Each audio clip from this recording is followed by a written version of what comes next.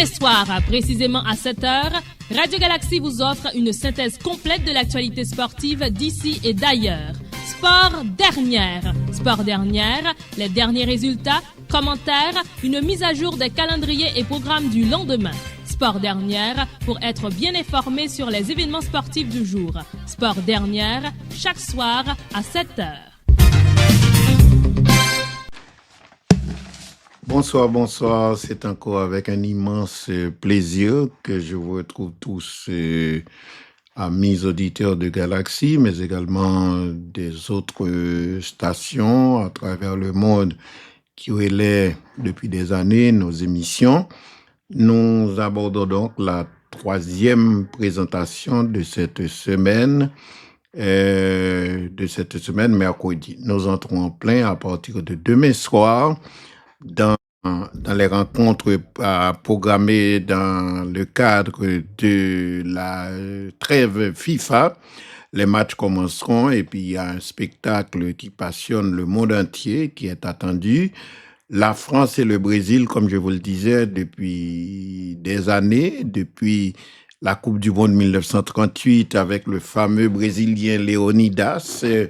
Ils ont même annoncé que M. Tevin jouait Coupe du Monde dans le Tevin jouait. Est-ce que c'est vrai? En tout cas, c'est ce qu'on rapporte. Donc, l'histoire des échanges de football entre le Brésil et la France a commencé donc en 1938. Vous savez que la Coupe du Monde a été organisée en 1930 par l'Uruguay. Pas de même avion époque ça, puis il faut équiper, c'est pas bateau était venu. Ensuite, on a joué en 1934 en Italie. C'était l'époque où un dictateur très proche de l'autre dictateur allemand, c'était Mussolini l'italien et Adolf Hitler l'allemand. Il était au pouvoir, il a voulu en faire donc une affaire, si vous voulez, exceptionnelle de propagande en faveur de cette histoire qui était à la mode de supériorité des races, ou en tout cas de haine de l'homme par l'homme. En 1934, donc, il y a eu cette Coupe du Monde, 1934. Il y a eu également la Coupe du Monde en 1938 et puis on a eu la Deuxième Guerre mondiale à partir des années 1940-41. La guerre a pris fin jusqu'en juin 1945 après le débarquement des Alliés en Normandie en France. Malheureusement, la compétition n'a pas pu reprendre immédiatement après la guerre, donc il n'y a pas eu d'édition en 1942. Pas de gain Coupe du Monde en 1946, et il a recommencé en 1950. C'est le Brésil qui avait organisé la Coupe du Monde 1950 et une Coupe du Monde qui a été, si vous voulez, qui a été à la base d'une grosse mobilisation de toute la nation brésilienne. On avait construit un stade extraordinaire qui reste quand même en termes de capacité le plus grand stade du monde, le fameux Maracanã de Rio, construit pour accueillir 200 000 spectateurs. Malheureusement, la consécration attendue par le Brésil, qui avait raté, si vous voulez, la Coupe du Monde 1934, qui avait raté, c'est-à-dire qui n'avait pas remporté la victoire. Et puis, donc, le Brésil n'a pas pu gagner en 1950. L'Uruguay, les pays voisins et rivales de toujours, malgré la différence énorme en pile brésilien et puis une petite nation qui a dominé donc le Brésil en 1950. En 1950, le Brésil avait monté une grosse équipe, mais la Hongrie était sur les droits du monde. La Hongrie avait créé la grosse surprise, avait fait forte impression. L'Angleterre, créatrice du football, berceau du football mondial. Angleterre méprisait tout le monde. Même si on était perdu en 1950, ils attendaient de pouvoir gagner cette Coupe d'Europe qui s'était jouée en Suisse, et tout près donc la Caillon en Europe. Les Anglais n'ont été battus par la Hongrie et cette équipe hongroise qui dominait le monde. La Hongrie a été le premier pays à infliger une défaite à l'Angleterre sur le sol anglais au stade de Wembley. De nos jours encore, presque 100 ans après, il y a parlé de ça encore. Donc, la Hongrie, ils pensaient que Hongrie avait une Coupe du Monde, là, mais malheureusement, l'Allemagne, déterminée, avec un entraîneur respecté qui s'appelait Sepp Herberger, et puis avec beaucoup de grands joueurs, l'Allemagne a créé la surprise en battant la Hongrie en finale par 4-3. En 1958, c'était le début du règne brésilien. Pelé, Didi, Vava, Garrincha, Gilmar, Djalma Santos, Nilton Santos, cette grande équipe inoubliable qui a fait du football un sport populaire sur le plan mondial. Eh bien, la grande équipe du Brésil a été consacrée lors de cette Coupe du Monde 1958 organisée en Suède. Le Brésil a réitéré sa victoire lors de la Coupe du Monde organisée sur le sol, sur le continent américain. C'était le Chili. Le Chili avait été éliminé par le Brésil en demi-finale. Les Chiliens, quand même, remportaient le match pour la 3e place. Et grâce à un joueur dont on parle encore au Chili, jusqu'à présent, je ne pensais pas qu'il y ait un monde qui a peut-être dimension jouer ça. Et voilà, c'était fameux Sanchez, c'était lié du Chili. Donc la prochaine Coupe du Monde aura lieu certainement d'ici quelques mois, peut-être environ 2 mois, à partir du 11 juin prochain, donc nous sommes en mars, donc nous étions avril, nous va même être avril, 11 avril, 11 mai a fait 1 mois, 11 mai et 11 juin, après le fait 2 mois. Donc 2 mois et quelques jours, nous sommes donc pour le lancement, nous sommes tout près 2 mois et quelques jours pour le lancement de la phase finale. Et l'équipe haïtienne qui ne s'est pas manifestée, dont on a beaucoup parlé, surtout on a insisté pour que l'équipe haïtienne soit plus forte possible. Et c'est propagande ça mené, même si moi-même j'avais trouvé un petit peu, il fait le trop public, à faire football, c'est l'elfine fête, il a annoncé le public, mais on a beaucoup insisté, peut-être tellement moun yo wè dans désespoir pays ailleurs, l'attente qui a été longue depuis des années. Donc, tout Haïtien rêvait que Brésil, j'ai même entendu des Haïtiens, tête yo pourtant droite, qui dit que Haïti pral gagner Coupe du Monde là, et la fin premier dans groupe là, battre Brésil. Bon, on a le droit de rêver, puisque José Villalonga, comme je le disais récemment dans une émission, disait souvent, un entraîneur espagnol, disait souvent, en Coupe du Monde, tout est possible. Ouais, je me connais. Brésilien au cas un petit problème, Haïti peut-être dans un bon jour, que je vais surpasser et puis nous créer. Mais il faudrait créer plusieurs surprises quand cette Coupe du Monde est longue. Il pourra durer plus d'1 mois. Ou pourra commencer à jouer en pile match dans la Coupe du Monde là. Fort bon, pas chaque tour vous arrivez là. Ne rêvons pas. Souhaitons qu'Haïti s'en sorte honorablement, fasse bonne figure, montrer que nous sommes une terre de football, d'autant que nous sommes dans une situation de totale tristesse. Nous sommes dans une situation désespérée. La violence s'est installée chez nous, Haïtien, Haïtien, chef pas cantonal, chef. Nous sommes dans une situation qui dure depuis des années. Et en plus, le monde pensait peut-être Coupe du Monde là, amené une union, là, amené un petit cœur content. Et que Haïtien a peut-être joué un moment de répit et pourquoi pas trouver cette réconciliation que nous appelons de tous nos voeux.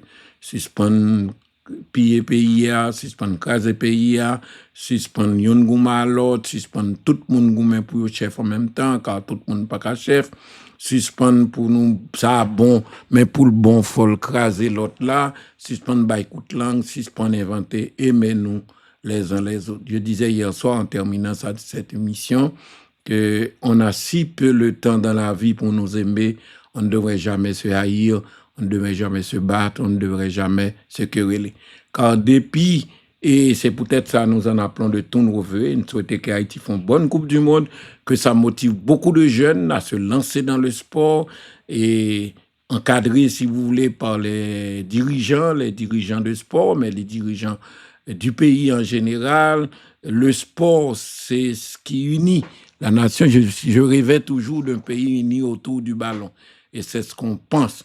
Donc, nous prenons le prochain jour, cette semaine, comme je le disais, est extrêmement importante parce que nous l'en phase et dernière répétition qu'on a faite là pour tout pays qui parle la Coupe du Monde là et pour nous-mêmes supporters, nous avons chauffé sous banc, nous avons chauffé dans la tribune, nous avons chauffé dans la cabane, nous avons chauffé dans la télévision, dans l'adresse moins de petites nouvelles, nous avons suivi qui ça a passé.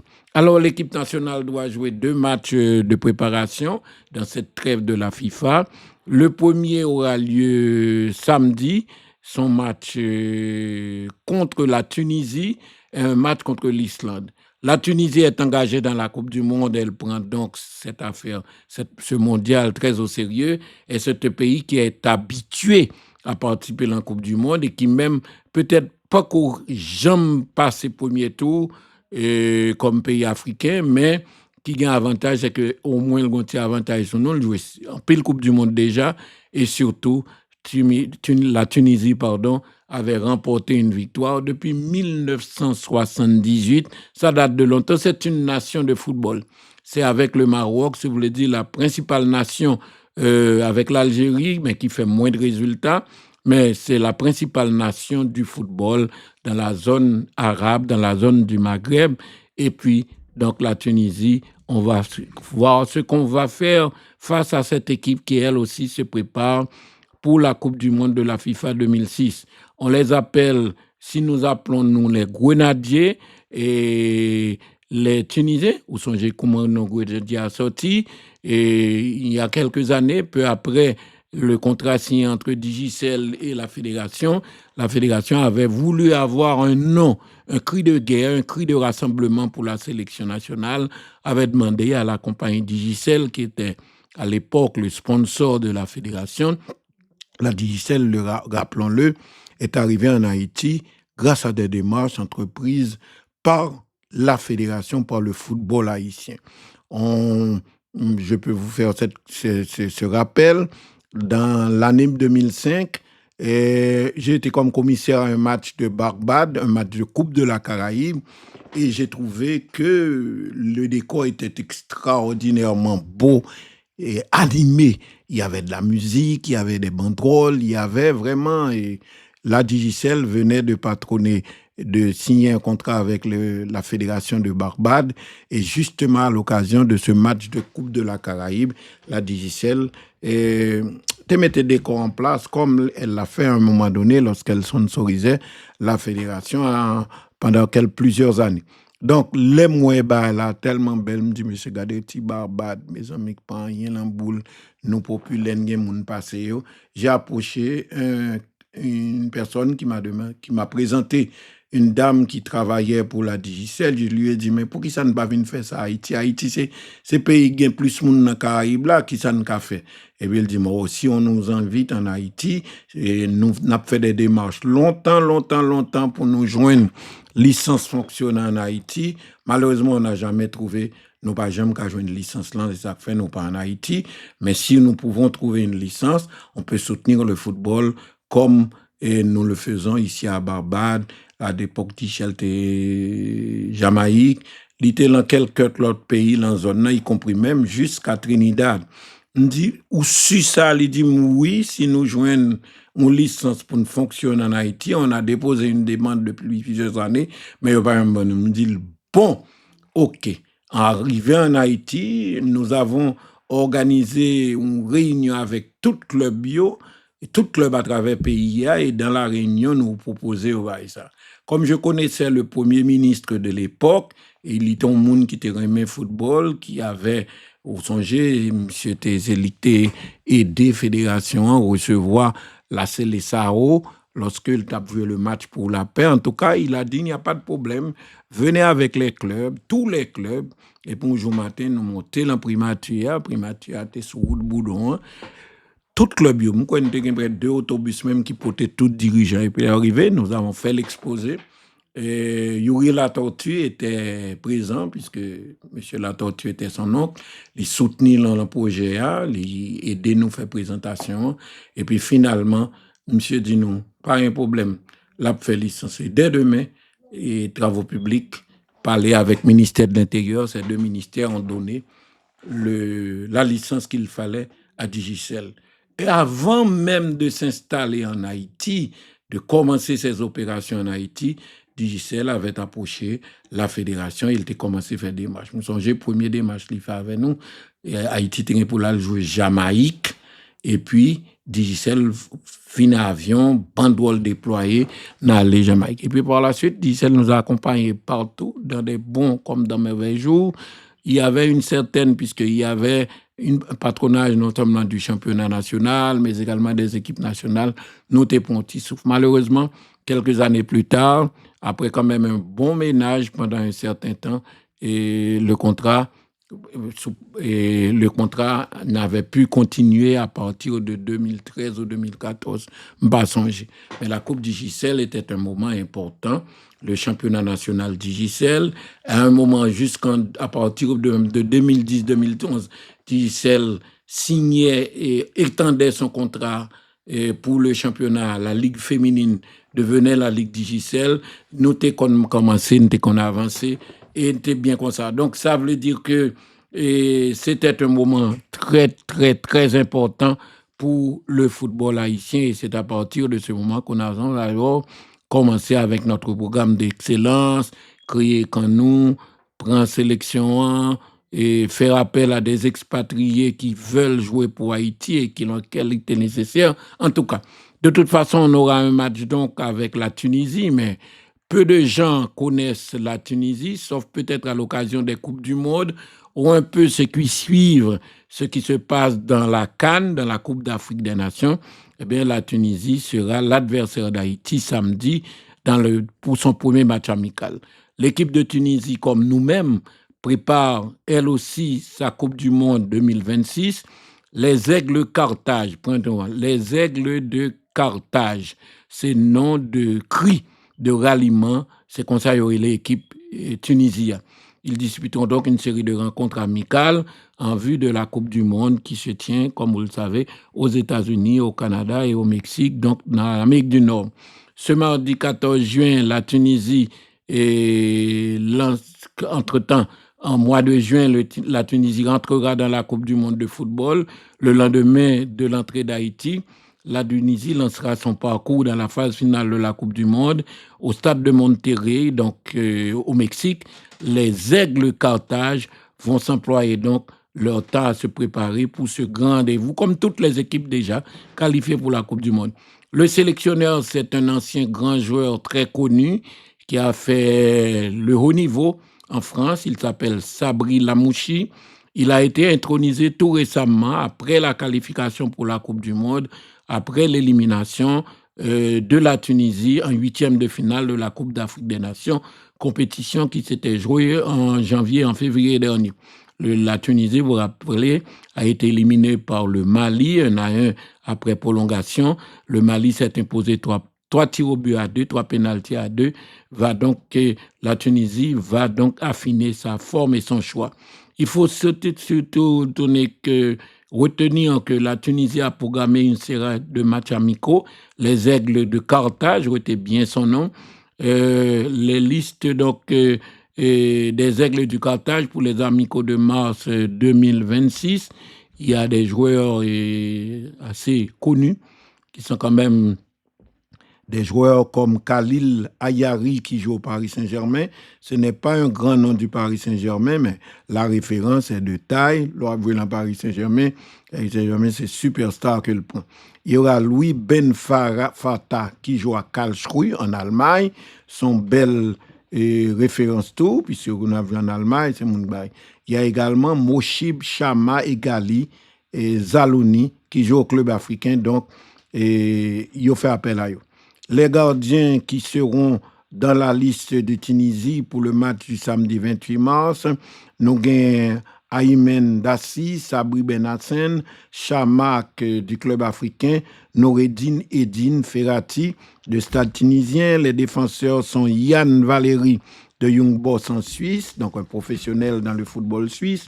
Il y aura également Meaz Nephew de Norrköping en Norvège, Nefati en Norvège, Zalouni qui joue en Afrique, donc en Tunisie, Omar Redjik qui joue au Maribor, Arcus Karnampas, tous ce sont des clubs uruguayens. Il y en a un qui joue en Russie qui s'appelait Ala Gram de Shakhtar Donetsk. Il y a également d'autres joueurs qui jouent en Tunisie, Espérance de Tunis, parce que quand même la Tunisie a un football professionnel et c'est d'un assez niveau. À noter qu'il y a Ali Abdi qui joue au Olympique Gymnase Club de Nice en France. Comme milieu de terrain, il y en a un quand même qui a une bonne référence. Il s'appelle Elias Skiri qui joue à Eintracht Francfort. Hannibal Mejan qui joue à Burnley en Angleterre. Il évolue donc dans une ligue très importante. Anis Ben Slimane qui joue à Norwich en Angleterre également. Rani Kedira qui joue à Union Berlin, encore une référence en Allemagne. Ismaël Gab qui joue à Augsbourg en Allemagne. Et Mohamed Haj Madou qui joue à Lugano. Donc les milieux de terrain retenus pour Tunisie pour le match de samedi, ils sont tous professionnels et apparemment dans les ligues très importantes. Les attaquants sont Elias Saad qui joue en Norvège, donc un bon championnat en Allemagne. Sébastien Touneki qui joue au Celtic de Glasgow. Ryan Eloumi qui joue à Vancouver WhatsApp. Ça n'a pas de colle en championnat, puisque le championnat américain a à peine commencé. Nous avons Fira Chakat qui joue au club africain, ça en Afrique. Louaï Ben Fayad qui joue à Karlsruhe, une grosse référence en Allemagne. Saïf El Taef qui joue à Fort. Omar Benami qui joue au Staffien. Et puis Kaliari qui joue au Paris Saint-Germain. Retenez bien ce nom s'il est aligné. Azem Mastouri qui joue à Dynamo Maccabi et Saïd qui joue. Donc voilà cette équipe de Tunisie que nous rencontrons tout d'abord. Donc d'abord Tunisie que nous rencontrons samedi et puis un deuxième match contre l'équipe d'Islande. Je vous ai donné quand même une idée de la formation de l'opposition qui nous attend ce samedi à l'occasion de ce match amical que nous allons jouer à Vancouver dans le cadre de la préparation de la Coupe du Monde. Et ce soir, nous vous parlerons un peu, nous commencerons à vous présenter les adversaires d'Haïti, car il faut bien connaître un petit peu ceux-là qui seront sur notre route comme adversaires dans la Coupe du Monde de football. Le premier match, nous allons le jouer contre l'Écosse. L'Écosse, je vous l'ai dit, c'est quand même un pays qui fait partie de la Grande-Bretagne, donc proche de l'Angleterre. C'est un peu l'Angleterre. C'est un pays qui a une énorme tradition de Coupe du Monde. C'est d'ailleurs en Angleterre que la Coupe du Monde, pardon, que le football est né. Et on considère encore comme l'Angleterre comme le pays fondateur du football. Et quand on dit l'Angleterre, c'est comme si on disait l'Écosse. Ce sont ces pays qui constituent la Grande-Bretagne. 28 ans plus tard, mais l'Écosse n'est pas tout à fait l'Angleterre, même si l'Angleterre, depuis sa victoire en 1966 sur la Coupe du Monde, dans la Coupe du Monde organisée chez elle, l'Angleterre n'a pas fait le palmarès, n'a pas réalisé le palmarès auquel elle aspirait et qu'elle devait avoir compte tenu de... C'est une grande nation de football, c'est peut-être le championnat avec celui espagnol et un petit peu l'italien, le championnat le plus vu au monde, qui est le plus haut niveau, qui a eu le plus de succès, qui a ligne, qui est très compétitif et qui, à mon avis, c'est peut-être le championnat qui est le plus cher pour son organisation. Donc, l'Écosse, c'est un petit peu ça. L'Écosse s'est qualifiée pour la Coupe du Monde de la FIFA. Et pour parler un peu de l'Écosse, pour la première fois depuis France 98. Depuis lors, en dépit de son palmarès, en dépit du niveau de son football, en dépit de la tradition du football écossais, eh bien, l'Écosse ne s'était pas qualifiée, n'avait pas joué de Coupe du Monde depuis 1998. Et l'Écosse s'est qualifiée grâce à un succès par 4-2 lors de son dernier match face au Danemark dans son grand stade, le stade de Celtic de Glasgow, Redden Park. L'Écosse fera partie donc des 48 sélections qui disputeront la Coupe du Monde de la FIFA 2026. Le Tartan Army, T-A-R-T-A-N, Army A-R-M-Y, c'est le nom que l'on donne à l'équipe d'Écosse. Nous-mêmes, nous, c'est Grenadiers. eh bien, Tartan Army a terminé au sommet du groupe C des éliminatoires grâce à un match final mémorable au cours duquel il a battu le Danemark sous 4-2 pour décrocher son billet. Les Écossais n'avaient plus participé donc à la Coupe du Monde depuis l'édition de France en 1998. Après 28 ans donc d'attente, l'Écosse va faire son retour à la Coupe du Monde de la FIFA et son premier adversaire sera, c'est nous qui serons sur sa route. À noter que donc les Écossais ont dû attendre les derniers instants de la dernière journée des éliminatoires pour décrocher leur billet pour ce mondial 2026 qui se jouera en Amérique du Nord. Donc, cela faisait depuis France 98 que les Écossais, qui sont les cousins des Anglais, n'avaient plus goûté à la joie d'une qualification pour Coupe du Monde, cet événement planétaire. C'est toutefois pas chose vraiment facile. Ils ont commencé par un bon nul 0-0 contre le Danemark à Copenhague, avant de signer 3 victoires de suite lors des 3 journées suivantes, 2-1, puis 2-1 contre 2-0, puis 2-1 contre la Bélarussie, 3-1 face à la Grèce. Ils ont chuté au pire moment, c'était contre la Grèce lors du match retour par 3-2. Heureusement pour eux, les Danois, leurs plus proches concurrents dans la course, ont eux aussi trébuché lors de cette journée, ou du moins ont un peu trébuché en faisant un nul contre la Bélarus à domicile le même jour. Les Écossais étaient donc toutefois dans l'obligation de l'emporter lors de dernier match à Hayden Park, leur stade fétiche, et vraiment de retourner de toute beauté qu'on présente encore tous les jours à la télévision en Écosse, le sensationnel milieu de terrain qu'il faudra bien surveiller lors du match contre Haïti. Scott McTominay a ouvert la voie d'un succès qui a longtemps été incertain. En Coupe du Monde, l'Écosse, c'est un client très ancien de la Coupe du Monde, même si, comme je vous l'ai dit, depuis 1998, depuis Coupe du Monde en France, il n'a pas joué Coupe du Monde. Sa première participation a été enregistrée en 1954. L'Écosse a totalisé 9 participations. L'Écosse jouait Coupe du Monde en 54, il jouait Coupe du Monde en 58, il jouait en 74, il jouait en 78, il jouait en 1982, il jouait en 1986, il jouait en 1990, il jouait en 1988, 98, pardon. C'est-à-dire que très longue, près de 9 fois l'Écosse a joué la Coupe du Monde. À noter que la première participation était en 1954. Réputé pour son éternel flegme, l'entraîneur qui a réussi cet exploit pour l'Écosse a redonné le sourire aux supporters écossais. L'entraîneur est en place depuis 2019, qui connaît bien son équipe, puisque ça fait quand même 7 ans qu'il dirige l'Écossais. Son œuvre parle d'elle-même. La Coupe du Monde de la FIFA 2026 sera le 3e rendez-vous auquel Clark, l'entraîneur de l'Écosse, a mené son équipe, et ceci après 23 années sans la moindre participation à une Coupe du Monde et sans aucune participation depuis cette date. 3-1-0.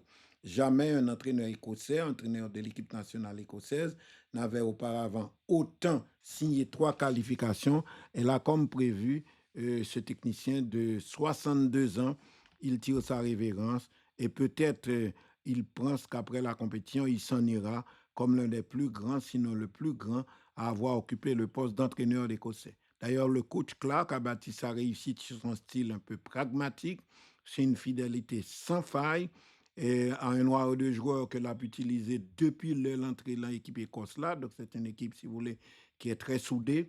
Et cette constance dans des choix devait d'ailleurs se confirmer lorsque les Écossais retrouveront enfin l'une des grandes compétitions. Donc c'est une équipe, si vous voulez, assez collective.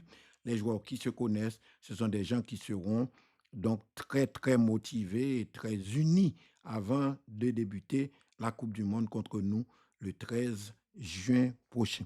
Il a débuté, je vous rappelle, je vous avais donné les détails, l'historique de l'Écosse dans la Coupe. L'Écosse appartient à l'Union européenne de football.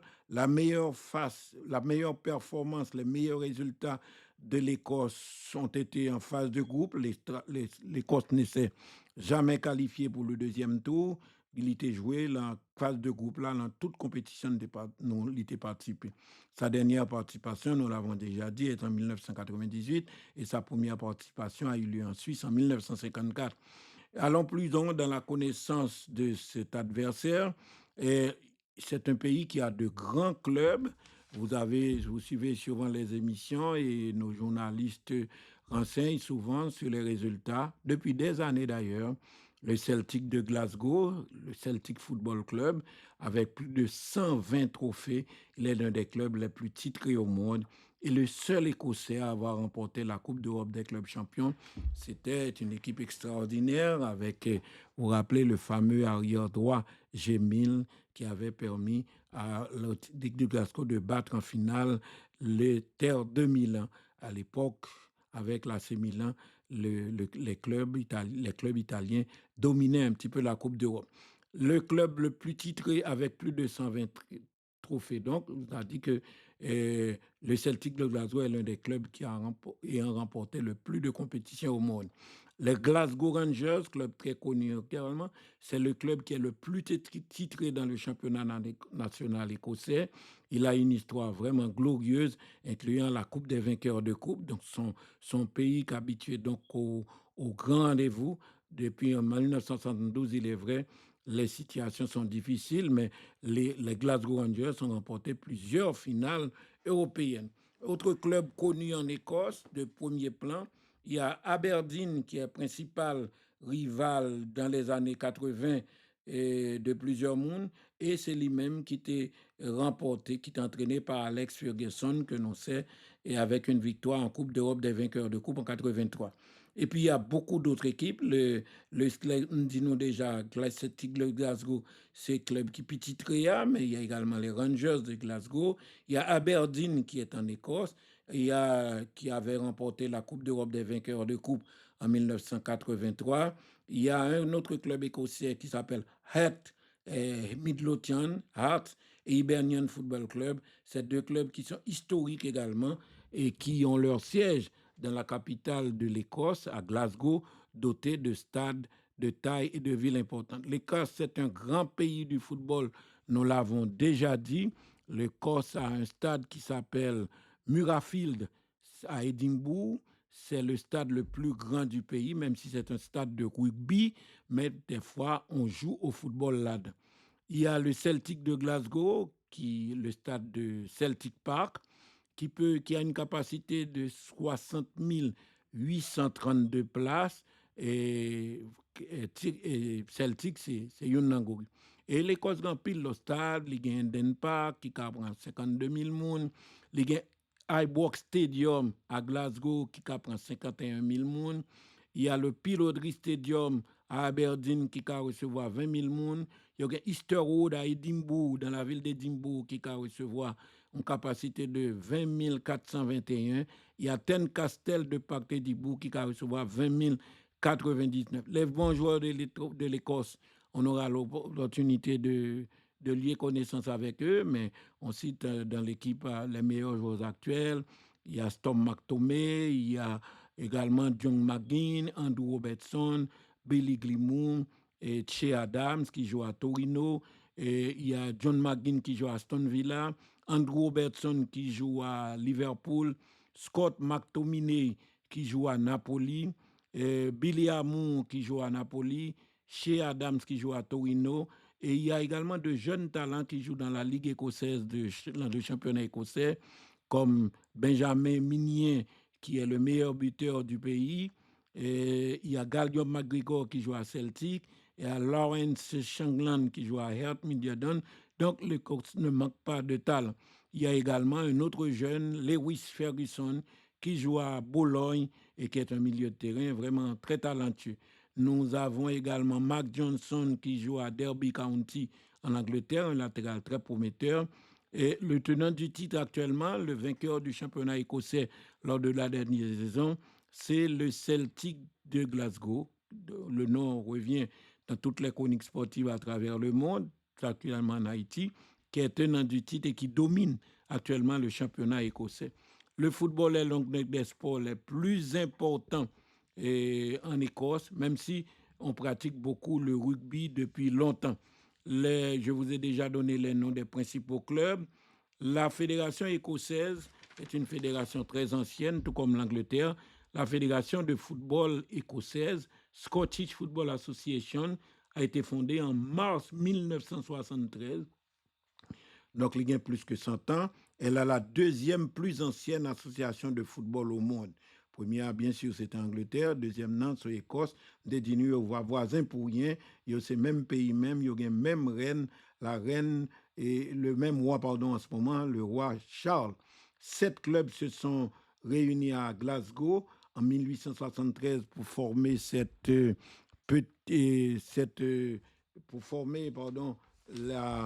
la Fédération écossaise de football. Et voilà, donc un petit peu, vous connaissez un peu mieux et on en parlera de plus en plus. On reviendra avec des informations concernant l'Écosse. En tout cas, vous connaissez un petit peu l'adversaire qui nous attend. Une fédération Grand Monde, fondation le 13 mars 1873. Donc, l'année qualifié pour Coupe du Monde, là, Fédération écossaise de 100 ans. Le principal stade, c'est un parc, mais il y a l'autre encore, n'a suivre de près Écosse pour nous côté nous garde. Et puis, autre information, on reviendra d'ici quelques instants sur les matchs qui sont prévus ce week-end. À noter une information d'importance, puisqu'il est le grand boss, l'homme dont on parle le plus au monde en ce moment, dans tous les cercles, aussi bien sportif que politique, à la télévision, c'est le président de la FIFA. C'est fait donc Gianni Infantino, on l'a annoncé dans la presse française l'a confirmé, n'est plus seulement de nationalité italienne, il n'est pas seulement de nationalité suisse, il était italien et suisse. Le président de la FIFA vient de recevoir son passeport libanais. Il s'est donc affiché avec son nouveau document de passeport. Donc, désormais, il y a 3 nationalités, l'italien, le suisse, le libanais. Le président de la FIFA, Gianni Infantino, a reçu son passeport libanais. Ce passeport lui a été remis il y a quelques semaines à Beyrouth, au Liban, quelques mois après que le président Joseph Aoun du Liban lui a accordé la nationalité du pays. Donc, président Liban, Bali, et nationalité libanaise au terme d'une procédure exceptionnelle. En effet, le président de la FIFA, qui est marié à la citoyenne libanaise Lina Ashkar, a remercié le président libanais lors d'une rencontre au ministère de l'Intérieur. Il y a déposé des documents, a fourni ses empreintes digitales et a ensuite montré son nouveau passeport bleu. Je suis très fier et très heureux de recevoir mon passeport libanais ici, au ministère de l'Intérieur à Beyrouth, la capitale du Liban, avait déclaré Infantino au moment de recevoir le passeport dans une vidéo qui a été diffusée par toutes les chaînes de télévision. J'aime le Liban, avait-il ajouté.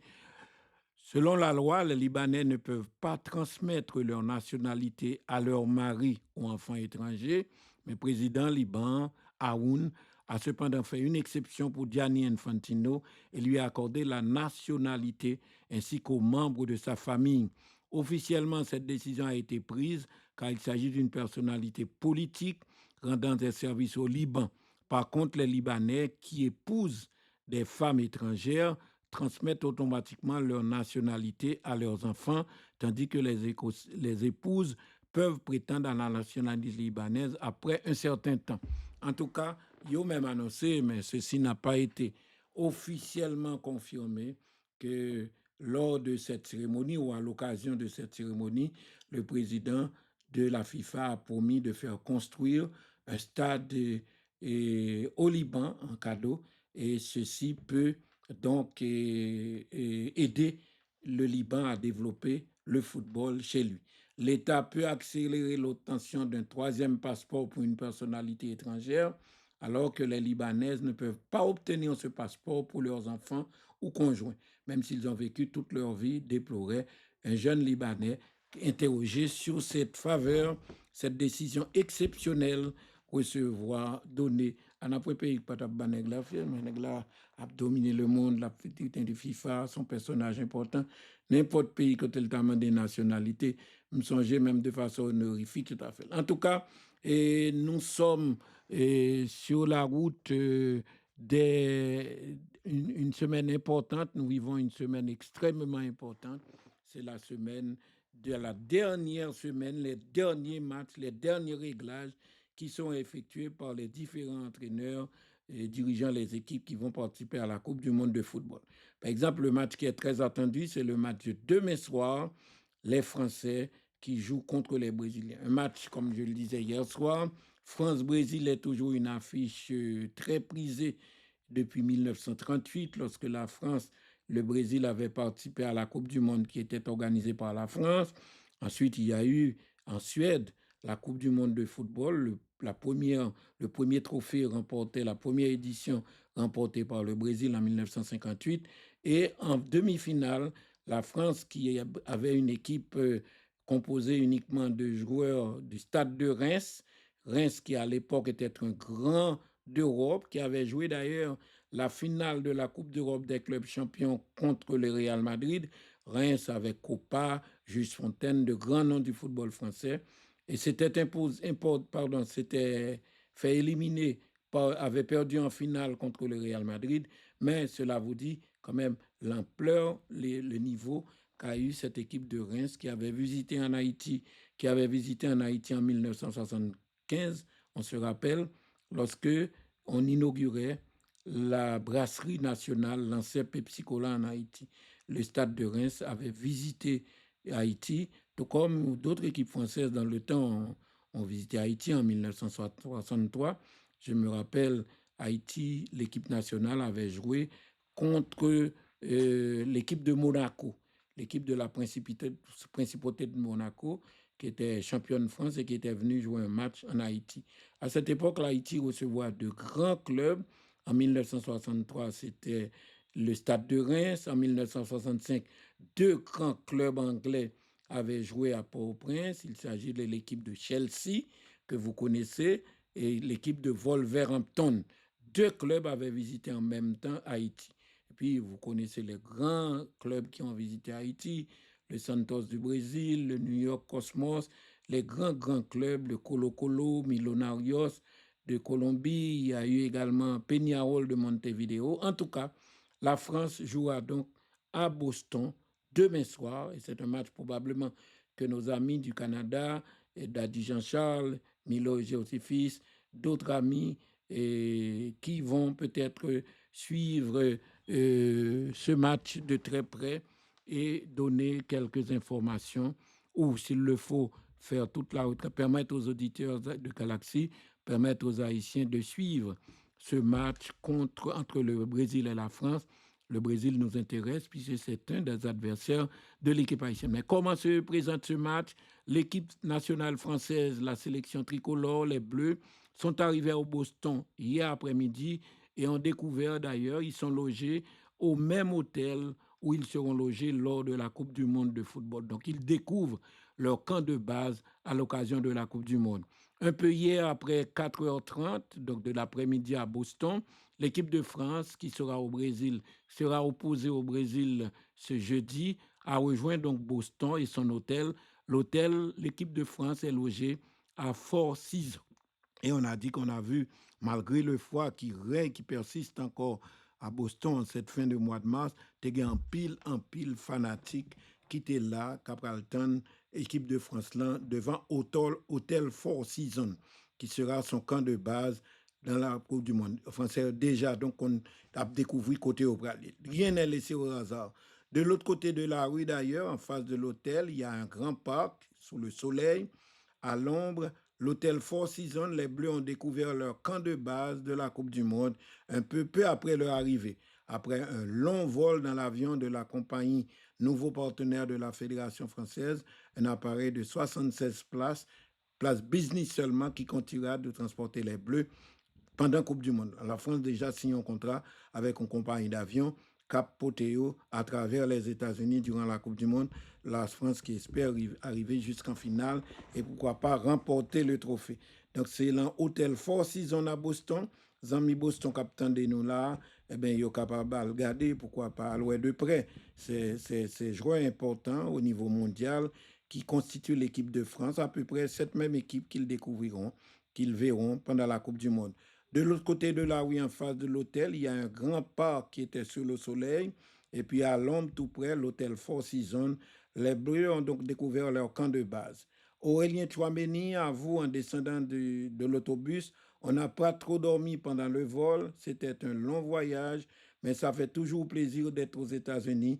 Tchouaméni, le milieu de terrain, et l'arrière-gauche, le joueur du Real Madrid. Quand on lui rappelle qu'il va découvrir l'hôtel où l'équipe de France va passer la Coupe du Monde, il a souri. Franchement, je n'y ai pas encore pensé. Tout de suite, pour le moment, en débarquant à l'hôtel, j'ai faim, mais oui, on va penser à tout ça après. C'est bien de venir dans notre futur camp de base, de ne pas être surpris, de savoir où nous allons héberger, où nous allons nous héberger, et comme ça, on n'aura pas de surprise, on sera en lieu connu avant ça. Et à noter que Hugo est cliqué, entre autres joueurs, pense au match à venir. Ça va être intéressant. Le Brésil, c'est une affiche de rêve pour tout Français. On a hâte d'hier, parmi les Bleus qui ont presque tous fait l'effort de venir signer des autographes et poser pour des selfies avec des fans massés devant l'hôtel Four Seasons. Le nouveau venu Maxence Lacroix était d'ailleurs tout sourire, heureux du voyage après avoir remplacé William Saliba. Heureux de rappeler aussi qu'il était au centre de formation de Sochaux avec Ibrahim Konaté. Le Brésil, c'est une affiche de rêve. On a hâte d'y être, avait estimé l'un des joueurs français. En tout cas, le match va faire beaucoup d'intérêt, suscite beaucoup d'intérêt, et on estime qu'il reste à peine sur les 60 000 places qui sont disponibles dans le stade de Boston, eh bien, seulement 2000 tickets pour qu'on vende. Et d'ici demain, à demain, puisque le ticket n'est pas obligé, même à camper Boston là pour l'acheter, ou bien passer dans station de radio comme cela se faisait autrefois, eh bien, Mounio probablement, la France doit jouer contre le Brésil et donc demain soir. C'est presque à guichet fermé, puis c'est sur 60 combien mille tickets, restait 2 grains de mille et les tickets s'enlèvent rapidement. Et puis nous retournons à l'actualité. Il faut bien parler de football féminin, puisque notre superstar Melchida El Dumone était concernée. Malheureusement, dans ce match aller de la Ligue des champions féminine, Lyon espère remporter la Ligue des champions, ce qui serait sa 9e victoire.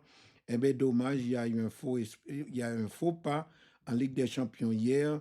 L'équipe de Coventina, les Lyon, perdu match l'aller en Allemagne, 1-0. Ils espéraient quand même, lors du match retour, renverser la situation. Et Lyon compte beaucoup sur Coventina pour réussir cette saison. En effet, après avoir offert la Coupe de la Ligue française à l'équipe de Lyon en marquant l'unique but de la finale face au Paris Saint-Germain, match qui s'est joué à Abidjan, Côte d'Ivoire, la milieu haïtienne, Melchi Dumone, était peut-être la joueuse clé de la phase d'élimination directe de la Ligue des Champions que Marseille a démarré hier à Wolfsburg par une défaite 0-1 face à l'équipe d'Allemagne. Autant de match a été joué en Afrique, en Côte d'Ivoire.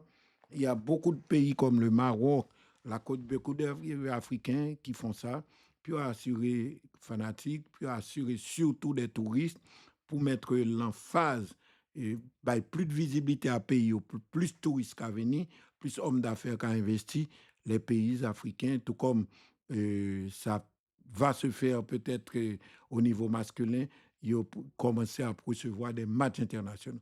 En finale de la Ligue féminine française entre Paris Saint-Germain et Lyon, normalement aurait dû être joué en France, mais la Côte d'Ivoire a accepté de recevoir. Certainement, les pays tout frais. Bon, Côte d'Ivoire a fait, il y a un avion, il y a une ligne aérienne, et il a invité donc Lyon jouer contre Paris Saint-Germain, et c'est Coventina qui avait marqué le but.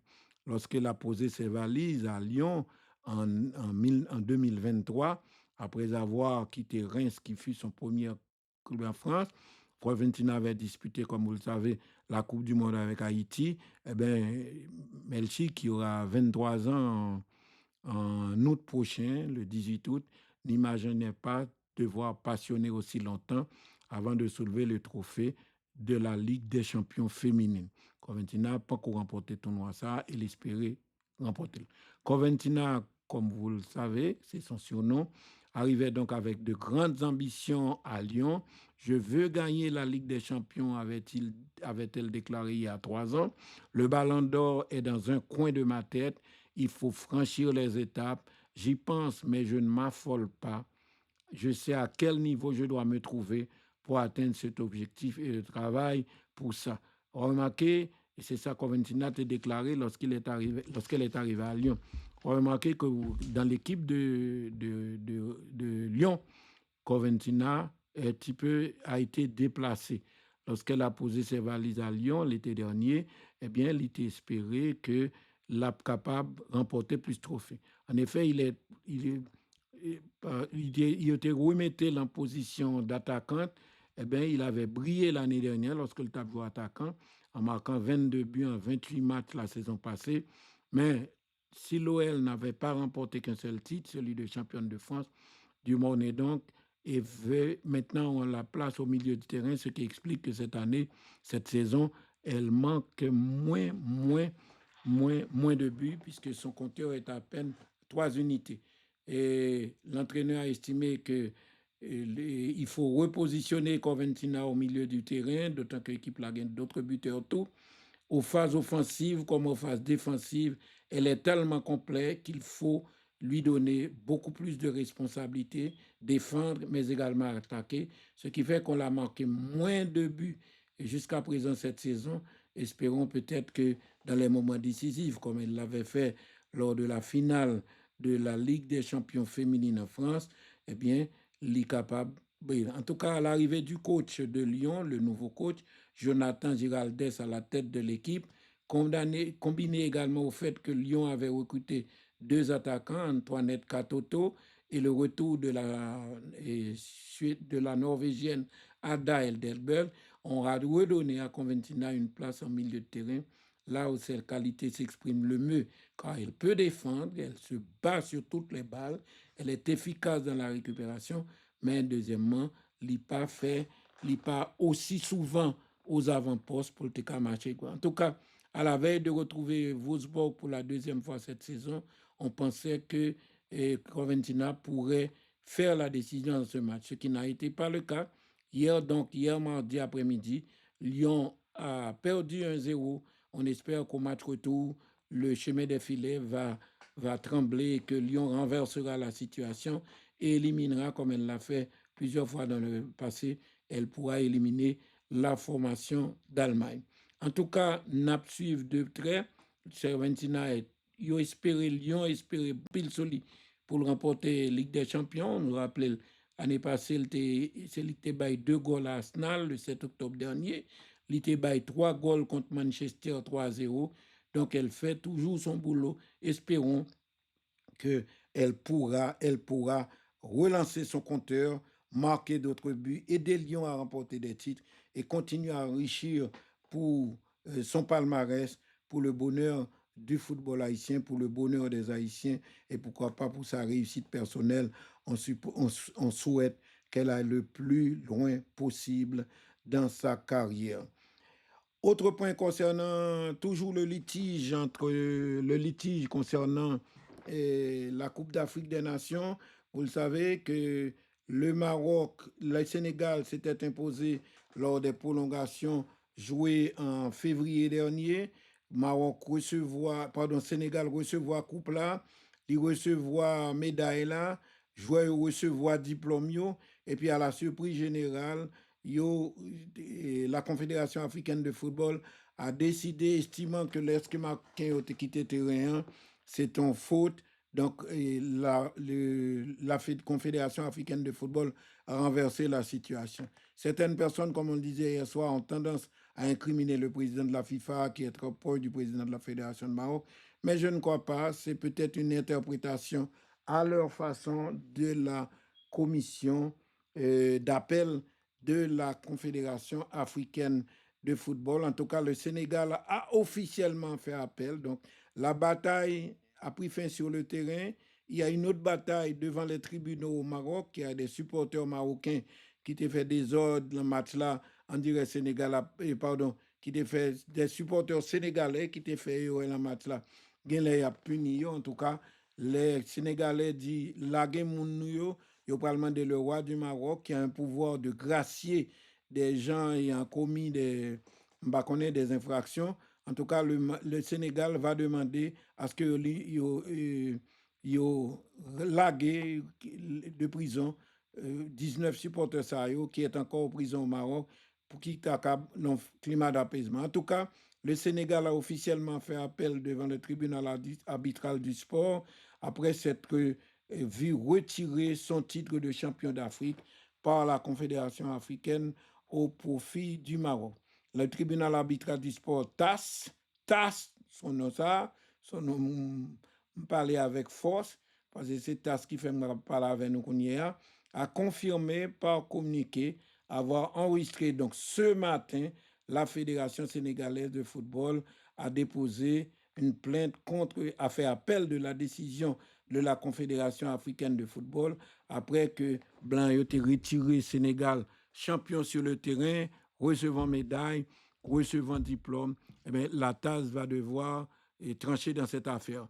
Le tribunal arbitral du sport a confirmé par communiqué, donc la TAS, a confirmé avoir enregistré ce mercredi un appel de la Fédération sénégalaise de football contre la Confédération africaine de football après sa décision de déclarer le Sénégal perdant de la finale de la Coupe d'Afrique des Nations 2025 suite aux incidents survenus pendant la rencontre. Le Sénégal a bien fait appel devant le tribunal du sport pour contester la décision de la Confédération africaine de football de lui retirer son titre de champion d'Afrique. Dans un communiqué publié ce mercredi, aujourd'hui donc, le tribunal arbitral du sport a accusé réception d'un appel interjeté par la Fédération sénégalaise de football contre la Confédération africaine et la Fédération royale marocaine de football.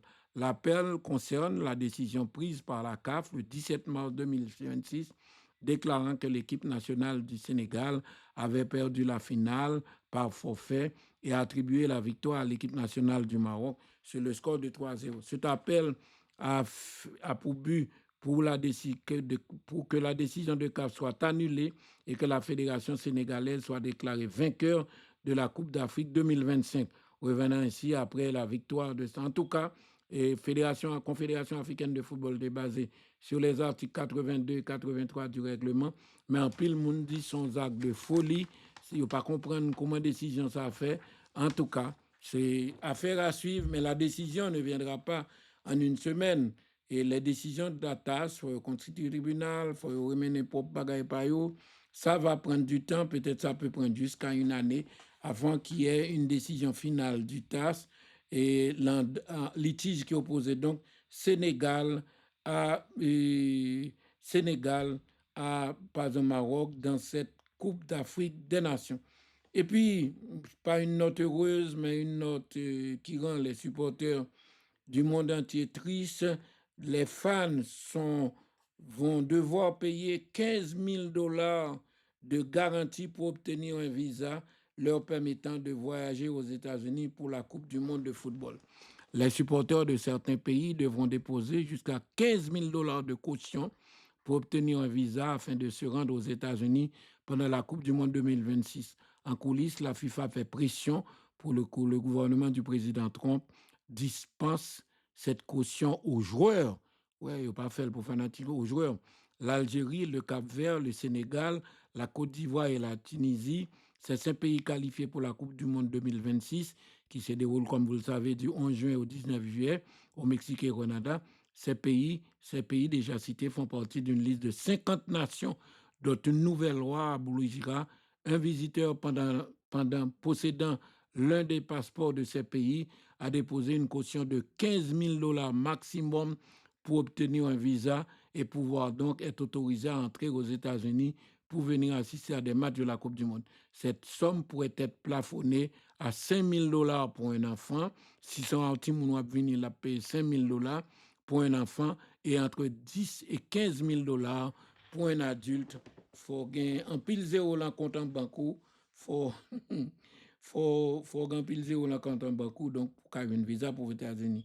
En tout cas, le programme pilote de cautionnement de visa entrera en vigueur donc la semaine prochaine, le 2 avril, comme le rapporte le média Athlétique, et aucune procédure ne permettra de dispenser le dépôt de cette caution. Pas de monde qui a besoin d'exonération pour comme ça. Ainsi donc, les joueurs, mais aussi les coachs, les membres du staff et toute personne issue de la délégation de l'un de ces pays a déposé jusqu'à 15 000 dollars de caution de manière individuelle. Cette somme leur sera rendue si leur départ ne dépasse pas la date inscrite. Bon, je pense que peut-être l'a pas affecté haïtien en un certain sens, puisque même quoi, dernièrement, monsieur était dans le groupe, mon cap en Haïti, dernièrement, ils étaient à Washington pour le tirage au sort, donc il n'y a pas de problème de visa. Et puis, deuxièmement, surtout, la majorité des joueurs haïtiens, si on ne pas dire la totalité des joueurs haïtiens, sauf peut-être le jeune qu'on veut amener là-bas, eh bien, apparemment, il n'y a pas de problème ça, puisque la majorité des joueurs haïtiens, et en tout cas une grande majorité, peut-être, un passeport de l'autre pays. Bon, on verra bien, même souhaiter que ça ne pas fatigué, mais Haïti a fait effort. Ça, si on joue important pour lui dans la Coupe du Monde, qui a un problème haïtien au passeport d'un pays concerné par cette mesure, je sais que la FIFA travaillera pour trouver une solution avec le gouvernement américain. Mais à un peu plus de 2 mois du coup d'envoi de la Coupe du Monde, cela fait peur, cela rend inquiet. L'idée serait de fournir des lettres d'invitation aux délégations officielles des fédérations nationales concernées, permettant aux joueurs, aux coachs et staff d'être épargnés de cette caution de 15 000 dollars, mais pas à la famille des joueurs ni aux sponsors, selon une source proche du dossier. Donc, il y a font le main, mais c'est pas confirmé pour jouer, mais probablement, comme il avait été annoncé, famille qui pas participé. En tout cas, si les joueurs peut-être exemptés, mais pas les supporters. Si le gouvernement affirme que ce programme s'est avéré efficace pour dissuader l'immigration illégale et que les frontières du pays passeront toujours en premier, il risque autrement de poser des problèmes à des pays comme l'Algérie, au Cap-Vert, au Sénégal, à la Côte d'Ivoire et à la Tunisie et même à Haïti. Pour rappel, la Côte d'Ivoire a 2 matchs de poule programmés aux États-Unis, tout comme le Sénégal, dans celui contre la France le 16 juin prochain, alors que la Tunisie, elle en a un. L'Algérie et le Cap-Vert sont censés disputer la totalité de leurs 3 matchs de poule aux États-Unis. Voilà donc situation compliquée. Et puis cette semaine, pourquoi pas, n'oublions pas qu'il y aura une semaine importante. Il y a non seulement des matchs de préparation des équipes déjà qualifiées pour la Coupe du Monde, mais également il y a les matchs de barrage. Il y a 6 places à gagner en phase finale de Coupe du Monde, puisque c'est 42 équipes qui qualifiées déjà. Il reste donc pour arriver à 48, 6 autres places à gagner. On en parlera un peu plus lors de notre prochaine émission. Merci d'avoir été des nôtres. À vous tous, je vous souhaite que vous avez une bonne écoute. Dormez bien et surtout, aimons-nous les uns les autres.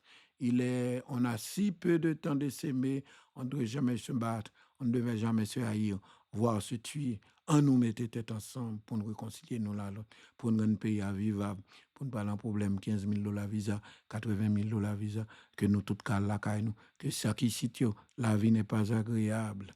La vie n'est pas agréable au state. Obligé de venir parce que la caille pas offert l'autre opportunité. Mais tout le monde a besoin de la caille. Je rêve du jour où nous serons dans la situation des Dominicains. Dominicains, ils travaillent ici, qui prennent une pension à 60-65 ans. Bien avant ça, ils ont construit belle caille, ils ont acheté terre, ils ont fait belle caille. Et qui ont 65 ans, avec ça, ils ont comme pension, ils allent. Avec dollars, ils ont comme pension, ils vivent bien dans le pays et ils vivent l'ambiance qu'ils aiment. Ça qui arrive dans la prière, mon Dieu, pour que le pays a une grâce qui tombe sur lui et que nous toutes, pas vivant par rien, pas vivant chien manger chien, pas vivant touiller une baille coûte langue sur l'autre, une baille menti. Parce que nous détruisons, gens qui gagnent ou pas jamais gagnent vraiment, Parce que les labras parler tout doucement. Je me rappelle mon petit blague, me fini là et m'ba kon si n'a pas mon petit chanson dit ou qu'on papa dit qui gagne millions. L'elle pral mourir, il dit m'pa quitter comme moi pour petit moun yo non. Ti moun yo pas t'occuper massé, yo pas prendre soin, yo te négligé, m'kon y a m'pa quitter comme là pour yo. Plutôt à la comme moi. Et puis les monsieur mourir comme ça ti moun yo fait, y a la banque qui achète au chèque, yo dit achète au chèque. Et puis les moun nan tellement dit, c'est que papa te dit pas quitter comme moun non, n'achète un chèque, nous met chèque là dans cercueil. Voilà, merci, bonne nuit, reposez-vous bien. Nous nous retrouvons demain pour certainement après match Brésil là, peut-être n'a qu'à fonti parler, bien que match a fait à 9h du soir, nous n'avons pas de temps parler de lui. On a fait émission match à temps court, peut-être si nous nos amis qui nous battent bouche là-dedans pour nous là bon. Passez une bonne nuit, dormez bien, aimez-vous les uns les autres. Je vous le dis encore, on a si peu le temps de s'aimer, on ne devrait jamais se haïr. À demain.